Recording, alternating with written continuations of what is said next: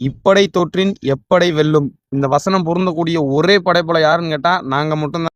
ஏன்னா யாரு படம் ஓடினாலும் வில்ல நாங்க தாண்டி பாவா. எங்ககிட்ட இருக்கிற ஓப்பனர் மாரி எவங்கிட்டே இருக்காது. ஏன்னு கேட்டா ஒருத்தன் நின்னானா ஊரையே ஓட விட்டுக்கு அடிப்பான். இவனை விட வேர்ல்டு கிளாஸ் பெஸ்ட் ஓப்பனர் எவனாலையும் காட்டவே முடியாது. இது 10வது குறைக்கு வந்துட்டு கூட வந்துட்டு நம்ம அரசன் இருக்காரு. ஒருத்தன் இருக்கானாலே மொத்த டீமும் ஆஃப் பண்ணிட்டு கதி கலங்கும். தலைவனுக்கு மேல ஒரு பிளேயர் தேவையே கிடையாது ஓப்பனிங்ல. போதாத குறைக்கு நம்ம கிட்ட வேர்ல்டு கிளாஸ் தரத்துல 3 கொடூரமான மிடில் ஆர்டர் பேட்ஸ்மேன் இருக்காங்க. மாணிக்கவேல் ராயன், முத்துவேல் ராயன், சத்திவேல் ராயன் சொல்லிட்டு ஒரு 3 பேர்.